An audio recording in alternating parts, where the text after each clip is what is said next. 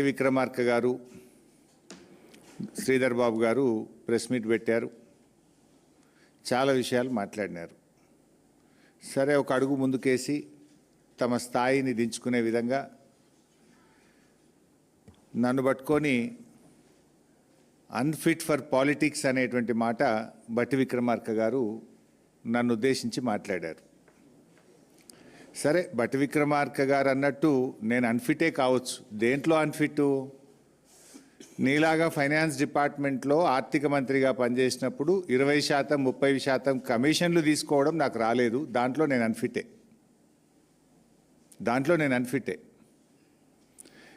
మీరు బాగా ఫిట్ ఇలా, ఎందుకంటే మీ ఫిట్నెస్ బయటపడ్డది కదా.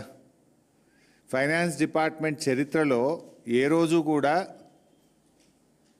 కాంట్రాక్టర్లు వచ్చి సెక్రటరియట్లో ఆర్థిక శాఖ కార్యాలయం ముందు ధర్నా చేసిన చరిత్ర ఏ రోజన్నా ఉందా? ఈ రాష్ట్ర చరిత్రలో మన ఊరు మనబడి బిల్లులు ఇవ్వండి అని కాంట్రాక్టర్లు ఫైనాన్స్ డిపార్ట్మెంట్ ముందు ధర్నా చేశారా? చిన్న కాంట్రాక్టర్లు ఎప్పుడైనా ఫైనాన్స్ డిపార్ట్మెంట్ ముందు గత చరిత్రలో ఏనాడైనా ధర్నా చేశారా? సర్పంచులు, మాజీ సర్పంచులు, మాజీ ఎంపీటీసీలు 10 సార్లు ధర్నాలు చేసి అరెస్ట్లైన చరిత్ర ఈ రాష్ట్రంలో ఎప్పుడైనా ఉందా? నోరు బారేసుకోవడం చాలా సులువు బట్టి గారు. Give respect and take respect. రాజకీయాల్లో ఫ్రస్ట్రేషన్లో నోరు జారితే మొదటికే మోసం వస్తుంది. సమాధానం ఉంటే చెప్పండి, లేదా మౌనంగా ఉండండి. నోరెందుకు బారేసుకుంటున్నారు? ఎవరు అన్ఫిట్? పీసీ 2400 తీసుకోమంటే వీళ్ళు 800 మాత్రమే తీసుకున్నారు. ఆ 800కు state ERC, electricity regulatory commission ఏదైతే ధర నిర్ణయిస్తుందో మనకు, ఈఆర్సీ డాక్యుమెంట్, ఇది నా డాక్యుమెంట్ కాదు, ఈఆర్సీ సంతకం ఉంది దీని మీద. 800 తీసుకుంటే దానికి ఎంత ధర నిర్ణయించిందంటే ₹4.12. అంటే ఎన్టీపీసీ దగ్గర 800 మెగావాట్లు తీసుకుంటే ₹4.12 కాడికి 800 మెగావాట్లకు ఈఆర్సీ ఆర్డర్ పాస్ చేసింది. ₹4.12కే వస్తుంది కదా ఇక్కడ ఎన్టీపీసీ. వాడు 2400 ఇస్తా అంటే నువ్వు 800 తీసుకుంటా అన్నావు. పాపం ఇంకా 1600 వద్దన్నావు. ఇప్పుడు ఏమంటున్నావు? పవర్ ప్లాంట్ పెడతా అంటున్నావు. ఇప్పుడు పెట్టే పవర్ ప్లాంట్లలో రామగుండం 800, పాల్వంచ 800, మక్తల్ 800 అని చెప్పినావు. రామగుండం 800కు జెన్కో డిపిఆర్ తయారు చేసింది. జెన్కో డిపిఆర్లో 10,800 కోట్లు ఖర్చు అవుతుందని డిపిఆర్ను ప్రభుత్వానికి సమర్పించింది. నిజమా అబద్ధమా? సూటిగా సమాధానం చెప్పు. 10,800 కోట్లతో జెన్కో డిపిఆర్ ఇచ్చింది, నిజమా కాదా? 800 మెగావాట్లకు 10,800 కోట్లంటే 1 మెగావాట్కు 13,62 లక్షల ఖర్చు అవుతుంది. ఇది స్టార్టింగ్, అయిపోయే వరకు అది 16-17 కోట్లు అవుతుంది. 13,62 లక్షల 1 మెగావాట్కు ఖర్చు అవుతుంది. 1 యూనిట్ విద్యుత్ ఉత్పత్తి చేయడానికి ₹7.70 అవుతుందని చెప్పి లెక్క తేల్చింది జెన్కో. ₹7.70 per unit. మరి 10,880 కోట్లు కాస్త ఏమవుతుంది? పూర్తయ్యే వరకు 15,000 కోట్లు అవుతుంది. ఈ 15,000 కోట్లలో 25% జెన్కో రాష్ట్ర ప్రభుత్వం డబ్బులు పెట్టాలి, 75% అప్పులు తేవాలి. 15,000 కోట్లు ఒక రామగుండంకు, ఇంకో 15,000 పాల్వంచకు, ఇంకో 15,000 మక్తల్కు, 45,000 అవుతుందా? నేనేమంటున్నా, అరే రూపాయి పెట్టుబడి లేదు, రూపాయి అప్పు అవసరం లేదు, మిత్తి మీద పడేది లేదు, వాళ్ళు కట్నీళ్ళు పెట్టిపోయోలే 2,400 మెగావాట్ల కరెంటు మన తెలంగాణలోనే పెట్టి మనకు సప్లై చేస్తామంటే ఎందుకు వద్దన్నావు? అయినా వాళ్ళు చెప్పిన ధర ఎంత? ₹4.12. నువ్వు మీ రాష్ట్ర ప్రభుత్వము జెన్కో రామగుండంలో భూమి ఉన్నది, అన్నీ ఉన్నాక కూడా ఎంతకు తయారైద్ది అన్నాడు ఒక యూనిటు? ₹7.70. అంటే దాదాపు ₹3 ఎక్కువ ఒక యూనిట్కు, ఇంకా ₹3.40 ఎక్కువ. సరే ₹3 అనుకో. 7.70 వర్సెస్ 4.12. 4.12కి ఎన్టీపీసీ ఇచ్చింది, నువ్వు తీసుకున్నావు 800. ఇంకా 1600 నువ్వు వద్దన్నావు. ఆ 1600 వాళ్ళని వద్దని నువ్వు సొంతం పెడతా అంటున్నావు. ఎందుకు? కమిషన్ల కోసం. సొంతం పెడితే ఎంతకు తయారవుతుంది కరెంటు? ₹7.70 తయారవుతుంది. అంటే ఒక యూనిట్ మీద ₹3 అదనంగా విద్యుత్ ఉత్పత్తికి ఖర్చు అవుతుంది మీరు పెడితే. ఒక రోజుకు 3 కోట్ల యూనిట్ల విద్యుత్ ఉత్పత్తి 800 మెగావాట్లు అంటే దట్ ఈజ్ ఈక్వలెంట్ టు 3 కోట్ల యూనిట్ల కరెంటు. 3 కోట్లు ఇంటూ 3 రూపాయలు అంటే ఎంత? 9 కోట్లు. అంటే రోజుకు అదనంగా ఎన్టీపీసీ నుంచి కరెంటు వాళ్ళు ఇస్తమానంగా తీసుకోకుండా నువ్వు రామగుండంలో ప్లాంట్ పెట్టి నువ్వు ఉత్పత్తి చేస్తే రోజుకు 9 కోట్ల రూపాయలు ఈ రాష్ట్ర ప్రజల మీద భారం పడుతుంది. నీ జేబులకి వెళ్ళైతే పెట్టవు కదా, ఆ బిల్లు ఎవరికి వేస్తావు? ఆ కరెంటు బిల్లు ప్రజల మీద వేస్తావు.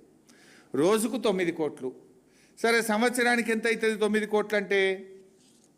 రోజుకు 9 కోట్ల చొప్పున సంవత్సరానికి 3,285 కోట్లు ఖర్చు అవుతుంది. ఏ పవర్ ప్లాంట్ అయినా అగ్రిమెంటు 25 ఏళ్ళు 25 ఇయర్స్కి ఉంటుంది. అంటే 25 ఏళ్లకు సంవత్సరానికి 3,285 కోట్ల రూపాయల చొప్పున లెక్క పెడితే 82,000 కోట్ల రూపాయల అదనం భారం ఈ రాష్ట్ర ప్రజల మీద పడబోతుంది. మేము అంటున్నది అదే కదా. ఇప్పుడు నీ కమిషన్ల కోసమో, నీ 30%కో, నీ 40% కోసం ఈ రాష్ట్ర ప్రజల మీద 82,000 కోట్ల రూపాయల భారం ఎందుకు వేస్తున్నావు మిస్టర్ బట్టి విక్రమార్క అని సూటిగా అడుగుతా ఉన్నా. ఇంకోటి, విద్యుత్ శాఖలో ఈరోజు చాలా బాధ కలిగే అంశం ఏంటంటే మొత్తం ఆంధ్ర అధికారులతో నింపేస్తున్నారు. తెలంగాణ ఉద్యమం జరిగిందే, తెలంగాణ నీళ్లు మనకు, తెలంగాణ నిధులు మనకు, తెలంగాణ ఉద్యోగాలు మనకు. కేసీఆర్ గారు కష్టపడి 95% లోకల్ రిజర్వేషన్ ఉద్యోగాల్లో సాధించింది కేసీఆర్ గారు.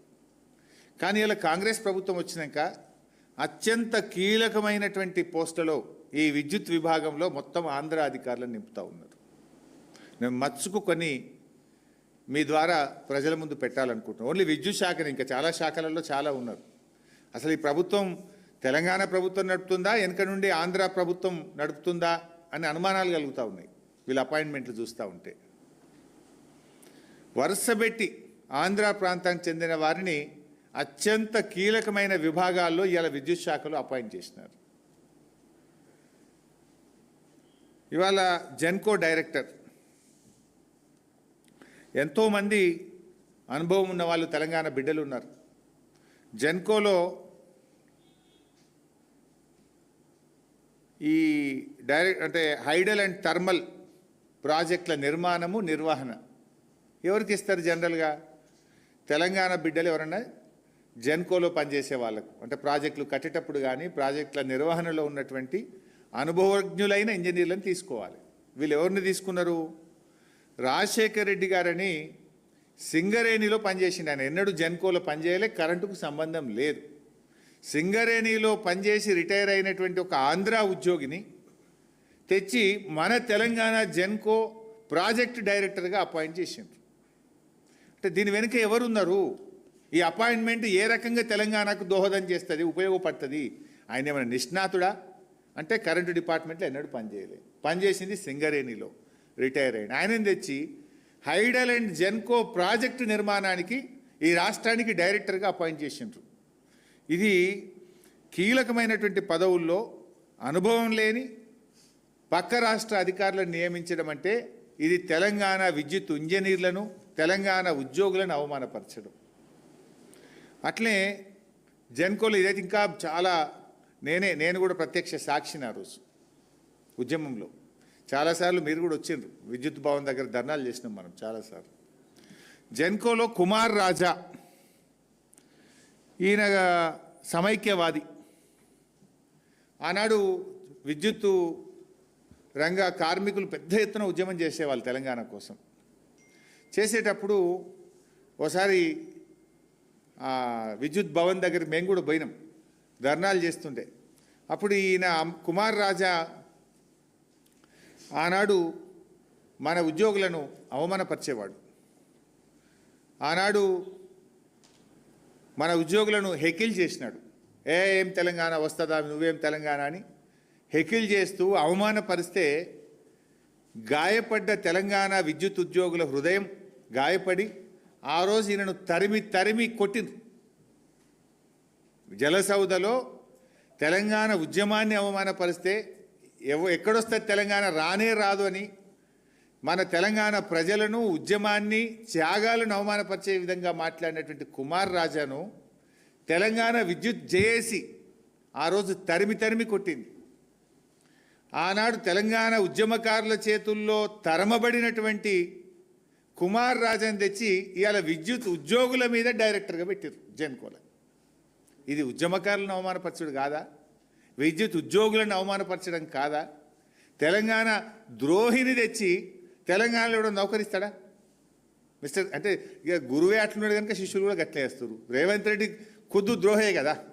రైఫిల్ రెడ్డి తుపాకీ పట్టుకొని బయలుదేరినాడు తెలంగాణ ఉద్యమకారుల మీద. ఇక గురువు ద్రోహి ఉన్నాడు కనుక ఇవాళ అపాయింట్మెంట్లు కూడా ద్రోహులకే దక్కుతున్నాయి, తెలంగాణ ద్రోహులకు దక్కుతున్నాయి ఈరోజు. నేను అడుగుతున్న రేవంత్ రెడ్డి, ఇది ప్రజాపాలన తెలంగాణ ద్రోహుల పాలన? ఇది ఏం పాలన ఇది? అట్లా ఇంకొక ఆయన శివాజీ, ఈయన మధ్యప్రదేశ్లో మైనింగ్ ఇంజనీర్గా పనిచేసింది. ఈయన మధ్యప్రదేశ్లో ఆంధ్ర ప్రాంత ఉద్యోగి. ఈయనను ఎస్పీడీసీఎల్లో కీలకమైనటువంటి ప్రాజెక్ట్స్ అండ్ హెచ్ఆర్డీకి డైరెక్టర్గా అపాయింట్ చేసిండ్రు ఎస్పీడీసీఎల్లో. ఇవాళ ఎస్పీడీసీఎల్లో ఈ శివాజీ గారిని ప్రాజెక్ట్స్ అండ్ హెచ్ఆర్డీకి డైరెక్టర్గా అపాయింట్ చేసిండ్రు. ఈయనకు విద్యుత్తు మీద కనీస అవగాహన లేని వ్యక్తి, సాంకేతిక నైపుణ్యం లేదు, పనిచేసింది మధ్యప్రదేశ్లో, పనిచేసింది కోల్ మైన్స్లో. తెచ్చి ఎస్పీడీసీఎల్లో కీలకమైనటువంటి వింగ్లో ఆయనను డైరెక్టర్గా అపాయింట్ చేసిండ్రు. ఇక ఇంకొక ఆయన, ఎంతోమంది తెలంగాణలో వాస్తవానికి సమర్థులైనటువంటి దళిత అధికారులు కూడా ఉన్నారు. చీఫ్ ఇంజనీర్లుగా రిటైర్ అయినటువంటి తెలంగాణ దళిత బిడ్డలు, అనుభవజ్ఞులైన అధికారులు ఉంటే వాళ్ళందరినీ పక్కకు పెట్టి నరసింహులు గారు ఏనాడు కూడా తెలంగాణ గడ్డ మీద పనిచేయలేదు. నరసింహులు గారు తెలంగాణ గడ్డ మీద పనిచేయని, ఇక్కడ విద్యుత్ వ్యవస్థ మీద అవగాహన లేనటువంటి వ్యక్తిని ఆంధ్ర నుండి తెచ్చి ఎస్పీడీసీఎల్ ఆపరేషన్ డైరెక్టర్ పోస్ట్లో పెట్టినారు. ఇది ఎవరి కోసం పెట్టినట్టు? ఎవరు చెప్తే పెట్టినట్టు? ఇది తెలంగాణ జాతి ఆత్మగౌరవాన్ని దెబ్బతీయడం కాదా? తెలంగాణలో 5-6 దళిత రిటైర్డ్ అనుభవజ్ఞులైన చీఫ్ ఇంజనీర్లు ఉన్నారు కదా, మరి వాళ్ళు ఎవరు మీకు మంచిగా అనిపిస్తలేదా? ఓన్లీ ఆంధ్ర వాళ్ళే మంచిగా అనిపిస్తారా మీకు? అట్లే ఇంకా చాలా ఉన్నారు. ఒక్కటి రెండు చెప్తేగా, REDCO an important organisation, renewable energy.